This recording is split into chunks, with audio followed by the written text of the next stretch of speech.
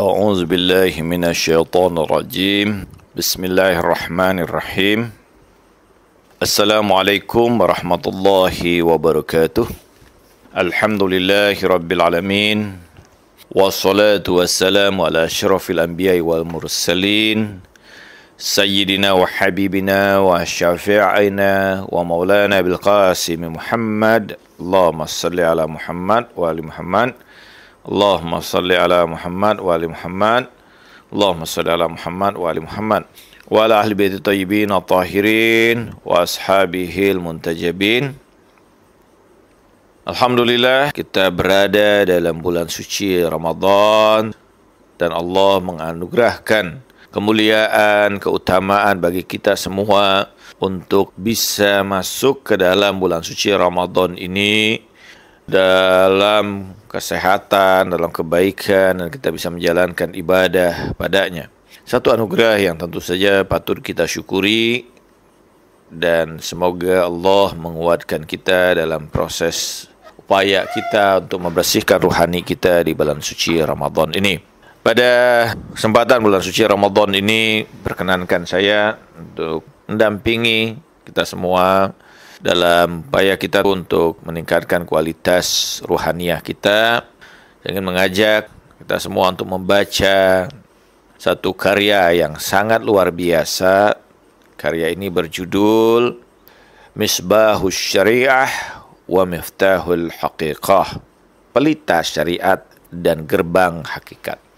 Karya ini berisikan riwayat-riwayat irfani, riwayat-riwayat ruhani yang membimbing ruhani kita melakukan proses ruhaniyah, proses batiniah, sehingga mencapai derajat kemuliaan yang berasal dari tokoh yang sangat luar biasa, dari kekasih Allah Subhanahu wa Ta'ala, dari zuriyah dan ahlul bait Rasulullah SAW, yaitu Imam Ja'far As-Shadiq salamullah alaih.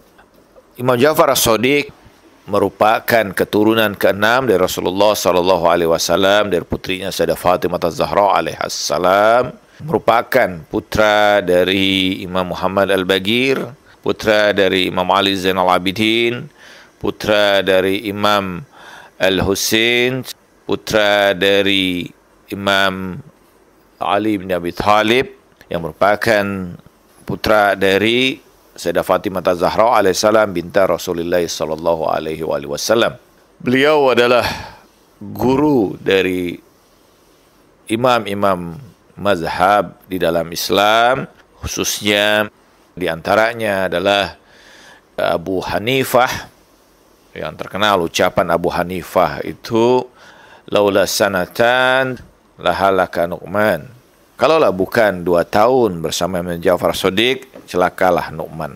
Demikian juga Imam Malik, pendiri mazhab Maliki, juga belajar dengan Imam Ja'far As-Shadiq. Jadi kita bisa mengatakan bahwa Imam Ja'far As-Shadiq ini merupakan guru dari imam-imam mazahibul Islamiyah.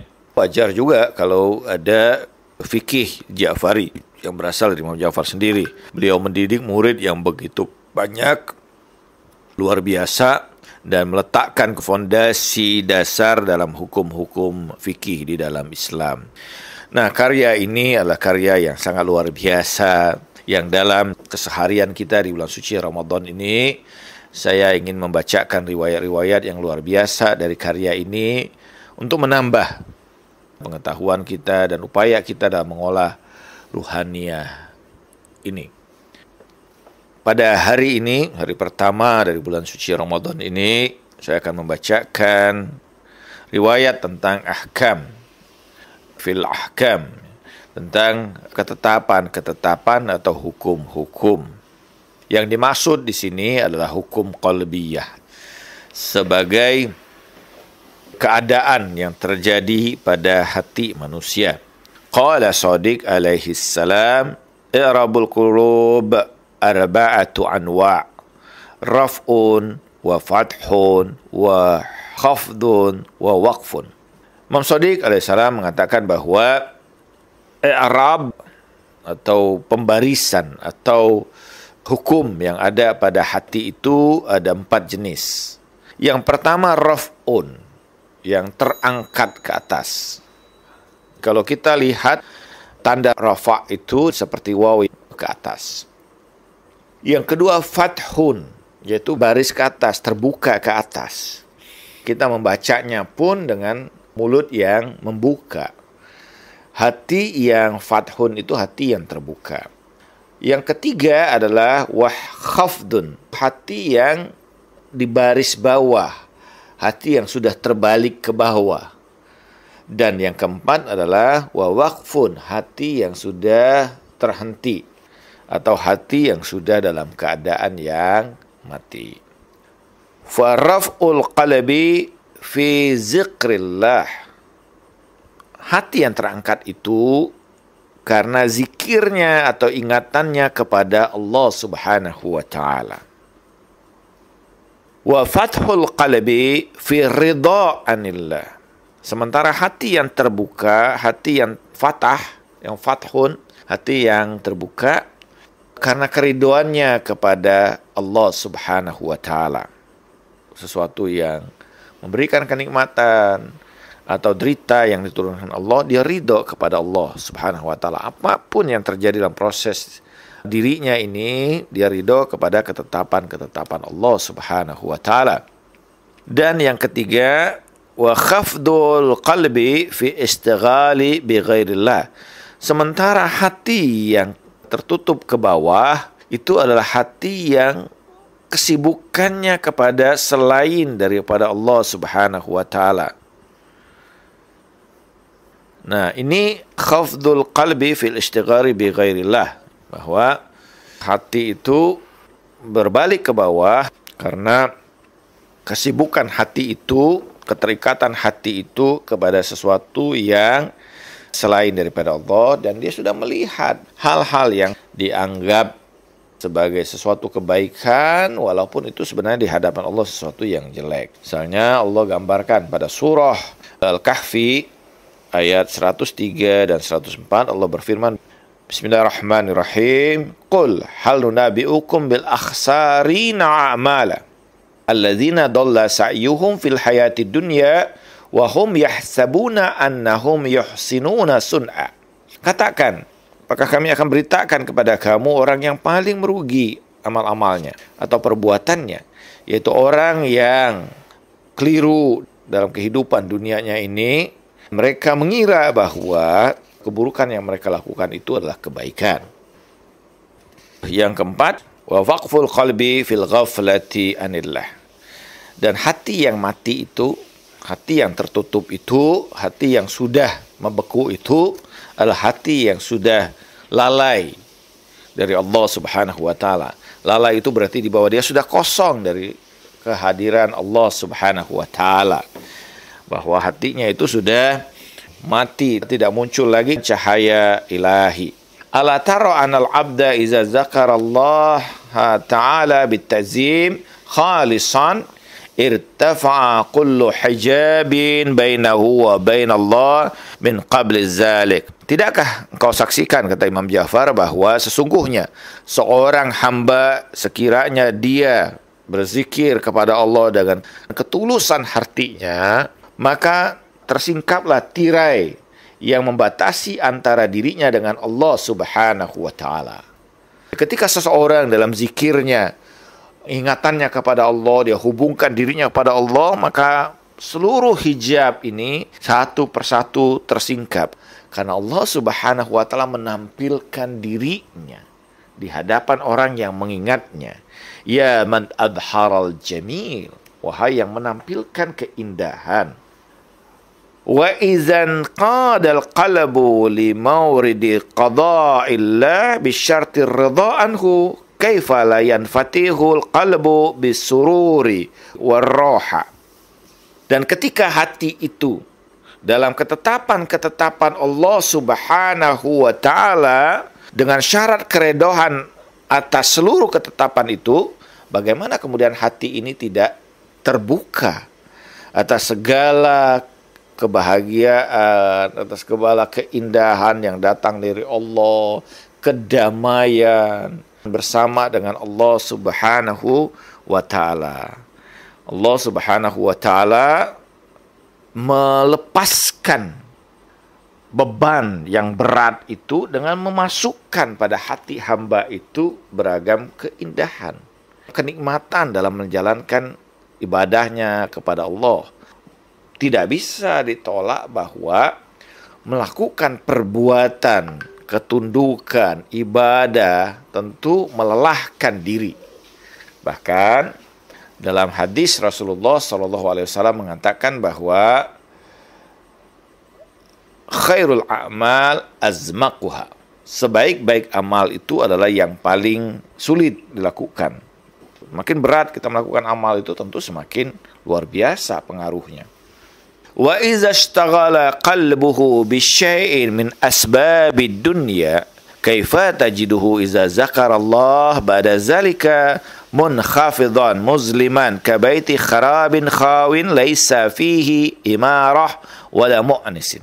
Ketika hati itu disibukkan kepada sebab-sebab yang terkait dengan dunia ini, bagaimana mungkin kita tidak dapati bahwa hati itu akan berbalik setelah dia mengingat Allah Subhanahu wa Ta'ala sebelumnya, berada dalam keadaan yang terbalik, dalam keadaan yang gelap, seperti rumah yang sudah rusak dan kosong, tidak ada lagi padanya itu kebaikan di dalamnya, atau juga tidak ada lagi kehangatan yang muncul dalam rumah yang sudah rusak, rumah yang gelap, rumah yang sudah ditinggalkan dalam keadaan kosong seperti itu.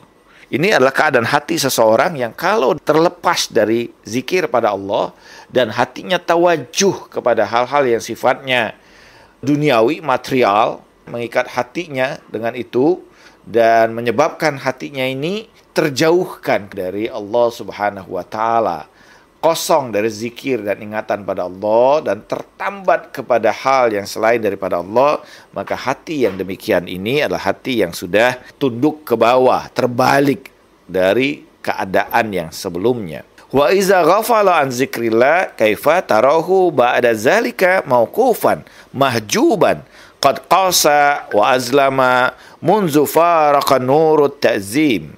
Ketika hati ini lalai mengingat Allah Subhanahu wa Ta'ala, bagaimana tidak kita saksikan bahwa hati itu menjadi membeku, tertutup, kosong, dan berada dalam keadaan gelap sejak terpisah dari cahaya keagungan Allah Subhanahu wa Ta'ala. Jadi ketika hati itu sudah mati, maka hilanglah cahaya ilahi di dalam hatinya. Dan cahaya itu yang menghangatkan dirinya, menimbulkan kedamaian, ketentraman pada dirinya, sirna.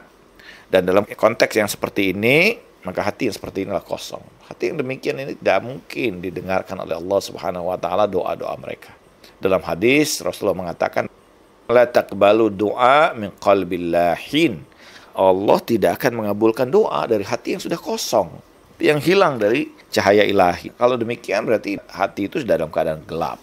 Tidak ada lagi kehidupan yang hakiki pada diri orang itu. Jasadnya saja hidup, tapi ruhnya sudah dalam keadaan mati. Fa'alamatur raf'in salah satu asya. Tanda bahwa hati itu masih hati yang terangkat ke atas itu ada 3. Wujudul muwafaqah, yaitu adanya kebersamaan, ketundukan, mengikuti apapun dari semua ketentuan Allah Subhanahu wa Ta'ala. Dia setuju, dia senang bahkan dengan apapun yang Allah turunkan, bebankan, perintahkan kepada dirinya, apapun bentuknya. Maka wujudul muwafaqah ini tanda bahwa hati itu terangkat ke atas. Wa faqdul mukhalafah, hilang penentangan, hilang keinginan atau dorongan yang bertolak belakang dari apa yang diinginkan oleh Allah Subhanahu wa Ta'ala.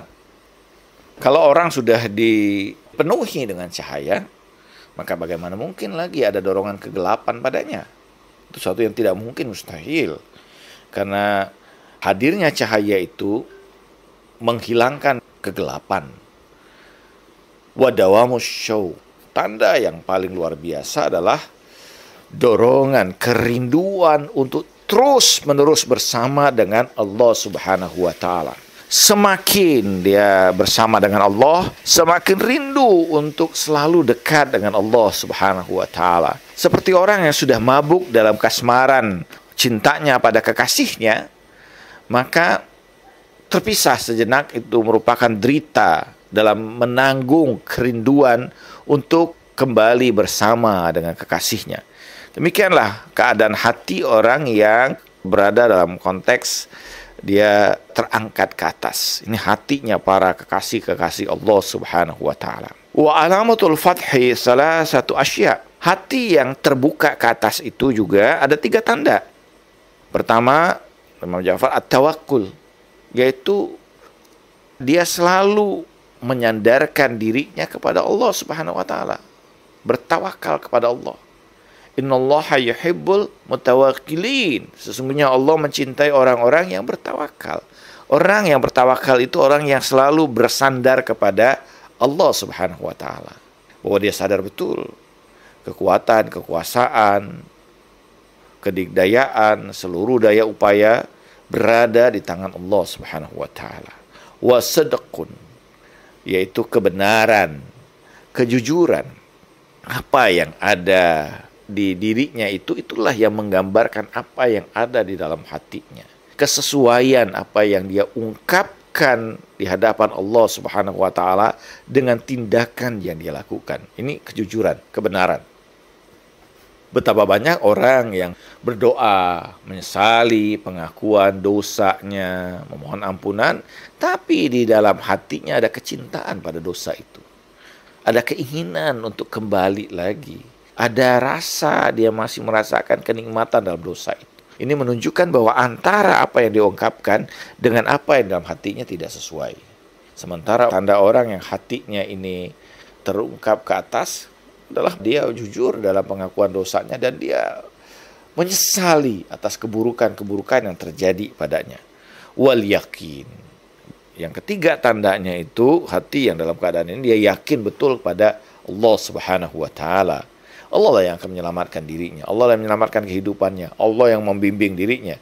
Allah yang akan menerangi, memberikan cahaya dalam keadaan kehidupan yang paling pada titik nadir sekalipun. Dia yakin dengan Allah Subhanahu wa taala yang akan terus melindungi dirinya. Satu masa ada seorang pendeta yang mendengar bahwa desanya akan dilewati oleh Nabi Isa alaihissalam. Dan dia berkata bahwa apa mulianya Isa ini? Orang-orang berkata bahwa Isa ini dia Nabi Allah dan bisa berjalan di atas air. Dia berkata bahwa aku pun bisa melakukannya. Ketika Nabi Isa alaihissalam berjalan melewati sungai yang ada di situ, dia pun melakukan hal yang sama, tetapi ketika mendekati Nabi Isa dia tenggelam. Nabi Isa menarik dirinya dan dia berkata, apa yang menyebabkan aku tenggelam ini? Nabi Isa berkata bahwa selama ini engkau bisa berjalan melintasi air ini karena engkau yakin dengan Allah Subhanahu wa taala. Tapi ketika karena kesombongan dirimu, engkau hanya menyandarkan dirimu pada kekuatanmu saja, maka Allah melepaskan perlindungannya kepadamu sehingga engkau tenggelam. Jadi yakin pada Allah adalah keyakinan bahwa di mana Allah akan menolong diri kita, melindungi kita, menjaga kita. Seluruh ketetapan yang Allah berikan adalah semata kebaikan baginya. Ini tanda bahwa hati dalam keadaan terbuka. Sementara wa alamatul khafdi salah satu asya. Tanda hati yang terbalik itu ada 3. Johor mengatakan apa? Al-ujbun, ujub, wariyaun, wal harsun. Tanda yang pertama itu adalah ujub. Ujub adalah keadaan seseorang itu berbangga dengan apa yang ada pada dirinya atau apapun yang terkait dengannya. Dia bangga dengan prestasinya, dia bangga dengan kemuliaan dirinya, dia bangga dengan keindahan wajahnya, tubuhnya, dia bangga dengan prestasi yang dia ukir dalam kehidupan dunianya, dia bangga dengan kekuasaan yang dia miliki, dia bangga dengan harta yang dia kumpulkan, dia bangga dengan istri dan anak-anak keturunannya. Ini adalah bagian dari ujub. Dan ujub ini satu langkah lagi dia akan sampai pada sifat yang lebih buruk yang disebut dengan at-takabbur, kesombongan. Kalau pada ujub, apa bedanya? Ujub itu adalah dia berbangga pada dirinya. Tapi takabur itu sudah sampai dia merendahkan atau menghinakan orang lain selain daripada dirinya. Yang kedua, riya tandanya. Riya dari kata ro'a, yaitu pengen disaksikan, pengen dilihat.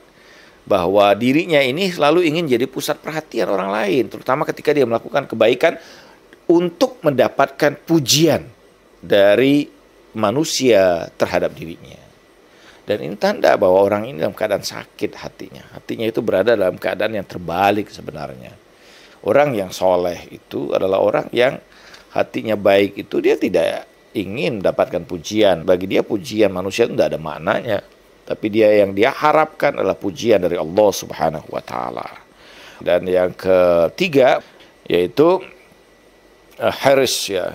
Hirs itu adalah keadaan hatinya itu, egonya atau keinginannya untuk selalu menguasai sesuatu untuk dirinya. Dia tidak ingin berbagi pada orang lain. Banyak keinginannya dan meliput hanya untuk dirinya. Dia tidak senang orang lain bahagia, tidak senang orang lain mendapatkan kebaikan.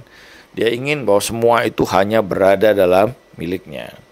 Dan ini tanda ketiga, menggambarkan bahwa keadaan hati seorang itu mulai terbalik. Jadi kalau kita melihat tanda-tanda ini ada pada hati kita, maka sebenarnya hati kita sudah dalam keadaan terbalik. Dan ini berbahaya. Hati-hati. Kenapa? Satu langkah lagi hati yang seperti ini akan sampai pada hati yang disebut dengan waqaf ini. Hati yang sudah mati ini. Kalau penyakit itu kita biarkan, sebagaimana Al-Quran mengatakan, fi qulubihim maradun fazadahumullahu maradha. Kalau pada hati mereka ini ada penyakit dan mereka membiarkan, bahkan menikmati penyakit batin itu, maka Allah tambahkan penyakitnya. Perbedaan mendasar bahwa kalau orang itu sakit fisiknya, dia akan merasakan sakit itu. Tapi kalau orang yang sakitnya itu ada pada batinnya, ada pada hatinya, dia tidak pernah merasakan bahwa dirinya dalam keadaan sakit. Bahkan dia merasakan bahwa dirinya dalam keadaan sehat. Dan yang keempat, tanda hati yang mati ini, wa alamatul waqfi salah satu asya. Hati yang sudah wakaf, sudah berhenti, kata Imam Ja'far, hati yang sudah membeku itu tandanya 3. Zawalu halawati ta', yaitu hilangnya kenikmatan dalam ketaatan pada Allah. Jadi ibadah yang lakukannya tidak lagi memberikan kenikmatan. Tidak lagi ada rasa lezat, ada rasa keindahan ketika dia melaksanakannya. Ada kemanisan ketika dia melaksanakan ibadah-ibadah itu. Wa adamu mararatil ma'siyah. Tidak ada lagi pada hatinya itu yang menjaga dirinya ini untuk menjauhi maksiat. Jadi hilang. Dia tidak lagi merasa hal bahwa perbuatan menentangan pada Allah, maksiat, keburukan yang dikerjakan itu sebagai suatu hal yang bermasalah baginya. Dia bahkan sampai pada kadang menikmati keburukan itu. Auzubillah min dzalik. Dan yang ketiga kata Imam Ja'far bahwa apa? Bahwa tanda hati yang mati itu waltibasu ilminil halali bil haram. Bahwa pengetahuan dia tentang sesuatu yang halal sudah terliputi dengan pengetahuan dia tentang sesuatu yang haram, atau bercampur. Apa yang dia anggap haram itu sudah dianggap sebagai sesuatu yang halal saja bagi dia. Itu hal lumrah saja, bahwa mencari yang haram aja susah. Hidup hanya sekali, karena itu kita harus memuaskan kehidupan kita di dunia ini. Ini pandangan orang yang sudah mati hatinya, bahwa seorang mukmin meyakini bahwa hidup di dunia ini hanya sebentar. Dia berpikir tentang proses kehidupan yang panjang yang akan dia lewati setelah kehidupan ini. Wal tanzur nafsul ma qaddamat lighad. Maka hendaklah setiap diri memperhatikan bekal perjalanan pada kehidupan berikutnya. Demikianlah hati manusia ini, dan kita bisa berada di antara keempat hal ini. Bahwa qalb itu disebut qalb, sumyatul qalb qalban li'anna hal muqallab, karena dia berbolak-balik. Hati itu, qalb itu dalam bahasa Arab disebut qalb karena kenapa? Karena dia berbolak-balik, muqallab. Dan kita perlu menjaga hati ini, karena itu salah satu perintah Allah kepada kita adalah dengan selalu mengingat Allah sebanyak-banyaknya. Wazkurullaha dzikran katsiran. Berzikirlah kamu kepada Allah dengan sebanyak-banyaknya. Insyaallah kita lanjutkan pada pertemuan berikutnya membaca riwayat-riwayat yang disampaikan oleh Imam Ja'far Shadiq alaihissalam untuk menuntun ruhani kita menjadi lebih baik, dan mudah-mudahan Allah Subhanahu wa taala menerima ibadah puasa kita pada hari ini. Wassallallahu ala sayyidina Muhammad wa ala tahirin walhamdulillahi rabbil alamin. Wassalamualaikum warahmatullahi wabarakatuh.